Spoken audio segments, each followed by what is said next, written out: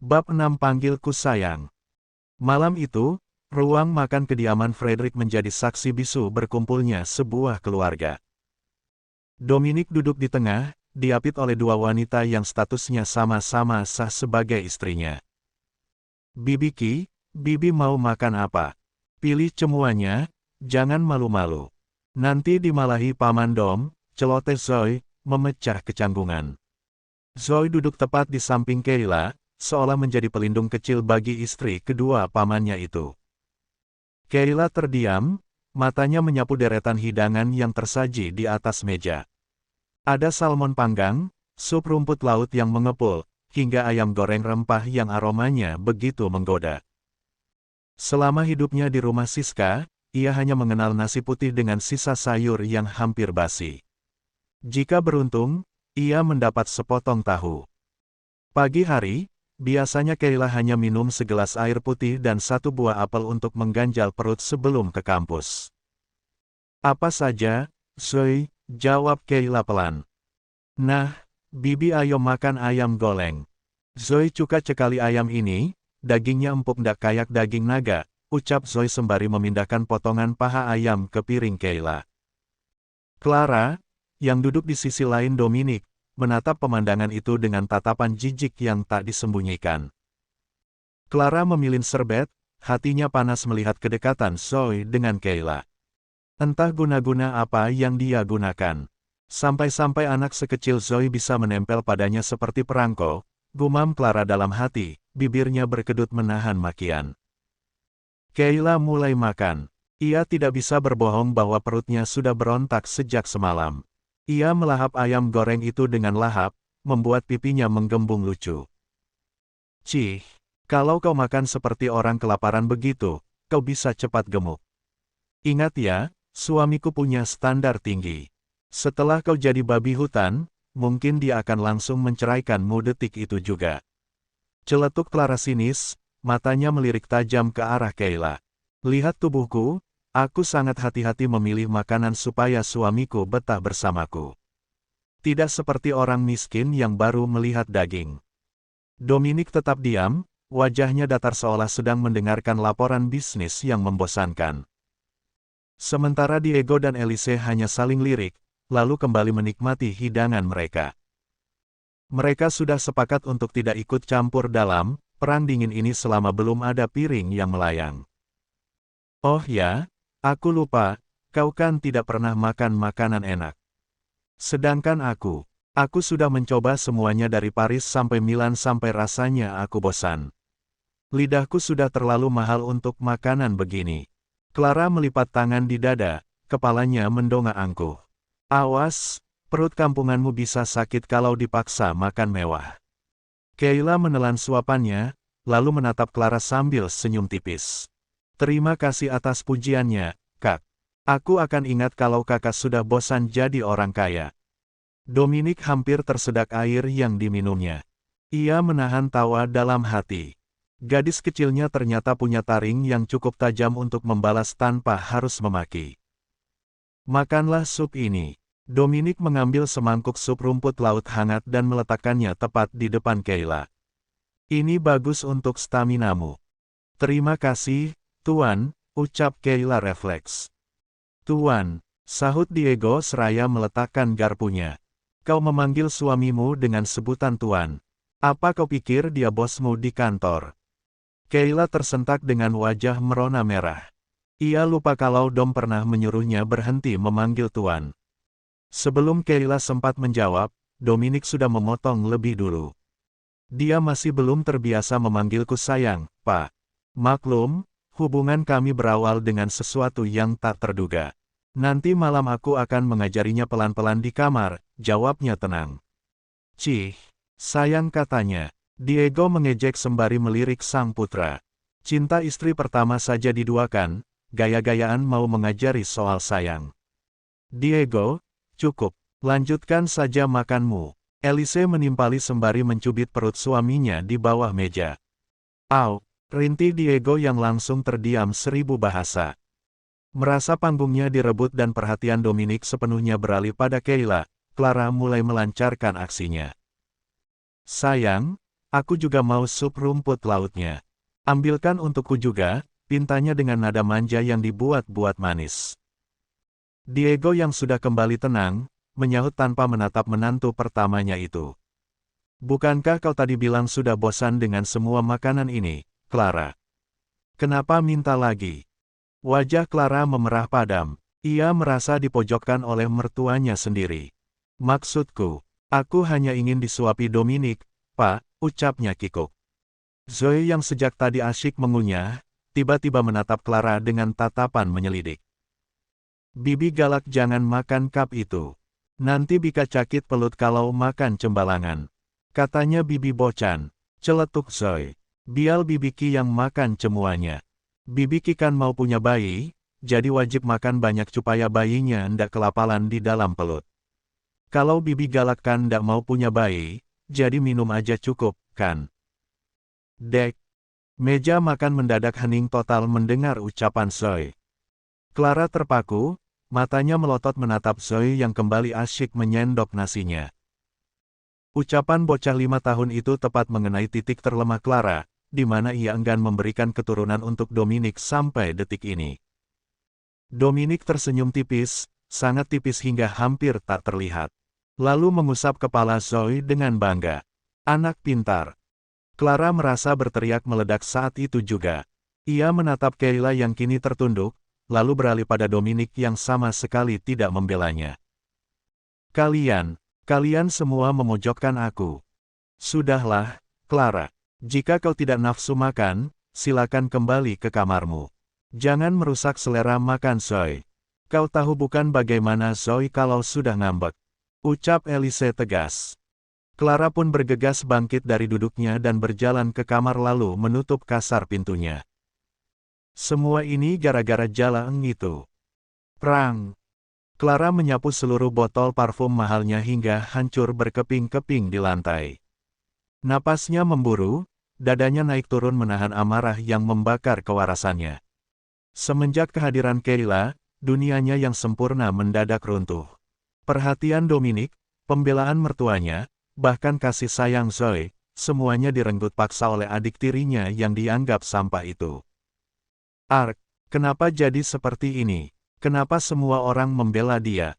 Teriak Clara histeris di depan cermin sembari menatap wajahnya yang mulai sembab karena emosi. Setiap kata-kata pedas yang Clara lontarkan di meja makan tadi seolah balik menghantam wajahnya sendiri. Abainya Dominic adalah luka terdalam yang belum pernah ia rasakan selama 5 tahun pernikahan mereka. Benar kata ibu, Kayla memang pembawa sial. Dia parasit yang menghancurkan hidupku. Clara mencengkeram pinggiran meja rias hingga buku jari yang memutih. Lihat saja, aku tidak akan membiarkanmu tenang di rumah ini. Jika aku harus hancur, maka kau akan hancur 1000 kali lebih parah dariku. Seringai keji muncul di wajahnya. Rencana licik mulai tersusun di kepalanya untuk menyingkirkan Kayla sebelum ia berangkat ke Paris besok pagi. Apa kau sudah memutuskan akan tidur dengan siapa malam ini, Dom? Pertanyaan Diego yang dilontarkan dengan nada santai itu sukses membuat Dominic tersedak. Dominic terbatuk-batuk kecil, lalu meraih segelas air dengan tergesa sementara Elise hanya menahan senyum di samping suaminya. Pelan-pelan, jagoan. Papa hanya memastikan kau bisa berlaku adil pada kedua istrimu. Bukankah keadilan adalah kunci keharmonisan rumah tangga? Diego melanjutkan sembari memotong daging steaknya dengan elegan. Padahal, ia memang sengaja meledek putra bungsunya itu. Dominic memutar bola mata malas.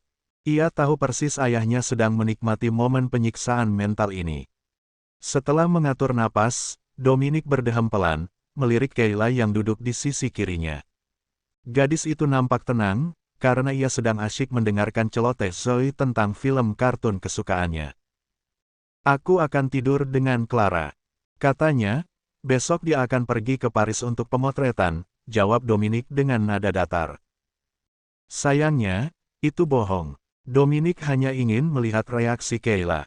Ia ingin tahu apakah gadis yang baru saja ia nikahi itu akan merasa cemburu, atau setidaknya menunjukkan gurat sedih karena diabaikan di malam pertama mereka di mansion ini. Namun, Harapannya pupus. Kayla tetap diam sembari menyuapi Zoe sepotong brokoli seolah ucapan Dominic hanyalah angin lalu. Entah kenapa, ketidakpedulian Kayla justru membuat ego Dominic terluka. Ia merasa diabaikan oleh istrinya sendiri demi seorang bocah berusia 5 tahun. Aku mau ayamnya, ucap Dominic tiba-tiba dengan suara sedikit meninggi untuk menarik perhatian. Zoe menoleh, matanya yang bulat menatap sang paman dengan tatapan menghakimi. Paman kan sudah bikel, tangannya panjang, bika ambil cendili. Ndak ucah manja cama bibiki. Dominic tidak menghiraukan protes keponakannya. Ia melirik tajam ke arah Kayla yang masih bengong. Cepat, ambilkan ayamnya. Kayla yang awalnya tidak peka, tersentak saat merasakan tendangan kecil di kakinya dari bawah meja. Ia melirik Elise yang memberikan kode lewat kedipan mata. Dengan cepat, Kayla mengambilkan potongan ayam goreng dan meletakkannya di piring Dominic. Dacal paman tukang kali pelhatian. Maca ambil ayam aja ndak bika. Ejek Zoe sembari mengerucutkan bibirnya. Zoe nampak tidak rela bibi barunya diganggu oleh Dominic. Elise hanya geleng-geleng kepala melihat tingkah cucunya. Zoe, biarkan paman bermanja-manja sedikit dengan bibimu, goda Elise yang langsung membuat pipi Kayla memerah. Dominic, yang biasanya tidak terlalu suka makanan berminyak di malam hari, mendadak melahap ayam itu dengan sangat menikmati. Seolah-olah ayam itu adalah makanan paling lezat di dunia hanya karena diambilkan oleh Kayla. Kemari, perintah Dominic lagi. Ia menunjuk sudut bibirnya. Ada saus. Bersihkan. Kayla awalnya ragu, namun di bawah tatapan intimidasi Dominic, membuatnya segera meraih selembar tisu dan mengusap noda saus di bibir suaminya dengan lembut. Jarak mereka begitu dekat, hingga Kayla bisa mencium aroma parfum maskulin yang bercampur dengan bau cerutu tipis dari tubuh Dominic. Kau harus ingat tugas seorang istri, bisik Dominic. Jangan sampai kau mengabaikan suamimu hanya karena lebih memilih meladeni bocah cerewet itu. Iya, Tuan, jawab Kayla gugup. Dominic meletakkan sendok dan garpunya dengan bunyi denting yang keras. Ia merangkul pinggang Kayla, menarik kursi gadis itu agar lebih merapat padanya di depan semua orang. Mulai sekarang, di depan orang tuaku atau siapapun di rumah ini, kau harus memanggilku sayang. Mengerti? Kayla menelan ludah, ia merasa oksigen di sekitarnya menipis. Aku mengerti, sayang. Bagus. Dominic mengusap kepala Kayla, lalu mengecup kening gadis itu sekilas. Tindakannya itu membuat Diego bersiul kecil dan Elise tersenyum lebar. Habiskan makananmu dan tunggu aku di kamar. Malam ini kita akan tidur bersama, ucap Dominic lagi. Kayla mengerutkan kening bingung. Bukankah tadi Anda bilang akan tidur dengan Kak Clara? Ternyata sejak tadi Kayla mendengar ucapannya. Dominic menyeringai tipis, sebuah seringai yang membuat bulu kuduk Kayla merinding. Aku yang berhak memutuskan akan tidur di kamar mana dan dengan siapa. Masuklah lebih dulu, aku punya urusan sebentar dengan Papa, ucap Dominic. Sementara itu, di kamar utama lantai 2, Clara sedang berusaha menenangkan badai di kepalanya. Ia berendam di dalam bathtub penuh busa aroma mawar, mencoba mengusir bayangan wajah Kayla yang terus menghantuinya. Musik klasik yang diputarnya tiba-tiba berhenti saat ponselnya bergetar di atas meja marmer. Ya, halo, jawab Clara malas. Ibu punya rencana bagus untuk membuat Kayla segera pergi dari sana. Jadi dengarkan baik-baik, jangan sampai ada yang terlewat. Suara Siska terdengar penuh semangat dari seberang sana. Siska mulai membisikkan rencana liciknya. Sebuah skenario untuk menjebak Kayla agar terlihat seperti pencuri atau wanita yang berselingkuh di belakang Dominic. Mendengar itu, senyum kemenangan perlahan muncul di bibir Clara yang merah. Tumben sekali otak ibu bekerja dengan benar. Baiklah, lakukan bagian ibu dengan rapi. Awas saja jika sampai gagal dan malah membuatku malu, ucap Clara sinis. Setidaknya kau harus berusaha dulu, Clara. Jangan cuma marah-marah. Sudahlah, lebih baik malam ini kau puaskan suamimu habis-habisan. Berikan kesan yang tak terlupakan supaya selama kau di Paris nanti, dia tidak akan berpaling pada Jalaeng itu. Kau mengerti? Iya, aku tahu harus berbuat apa, sahut Clara mantap. Klik. Clara memutuskan panggilan sepihak. Ia bangkit dari bathtub, membiarkan tetesan air mengalir di tubuhnya yang ramping. Clara melangkah menuju ruang ganti dengan penuh percaya diri. Matanya menyisir deretan gaun tidur bermereknya. Pilihan Clara jatuh pada sebuah lingerie hitam transparan dengan tali tipis dan potongan sangat rendah. Clara menatap dirinya di cermin, memulas lipstik merah menyala dan menyemprotkan parfum yang paling menggoda. Dominic pasti menyukai ini. Aku akan membuatnya memohon padaku, sampai dia lupa kalau dia pernah membawa sampah seperti Kayla ke rumah ini, gumam Clara. 1 jam. 2 jam. Hampir 3 jam Clara menunggu dalam balutan lingerie hitamnya, namun tanda-tanda keberadaan Dominic tak kunjung terlihat. Ruang ganti yang harum semerbak parfum mahal itu mendadak terasa menyesakkan baginya. Di mana dia? Marco bilang tidak ada jadwal pertemuan malam ini, gumamnya gelisah sembari mondar-mandir seperti orang bodoh. Berkali-kali Clara menghubungi ponsel Dominic, hanya operator yang menjawab. Ponsel suaminya mati total. Clara ingin keluar dan mencari suaminya ke lantai bawah, tapi ia ragu karena penampilannya yang terlalu seksi. Kenapa lama sekali? Apa dia benar-benar tidak berniat tidur bersamaku? Rasa penasaran akhirnya mengalahkan harga dirinya. Clara sedikit membuka pintu kamarnya, tepat saat itu ia melihat bayangan pria yang sangat ia kenal berjalan di lorong. Clara tersenyum lebar dan bersiap menyambut suaminya. Sialnya, Dominic malah berbelok dan masuk ke kamar lain. Pria itu menutup rapat pintunya tanpa menoleh sedikit pun. Apa-apaan dia? Dia lebih memilih tidur bersama Jalaeng itu daripada aku. Jeritnya tertahan, tangannya mencengkeram pintu hingga buku jarinya memutih. Amarah Clara meledak lagi, menghancurkan segala fantasi indah yang baru saja ia susun dengan rapi. Bersambung.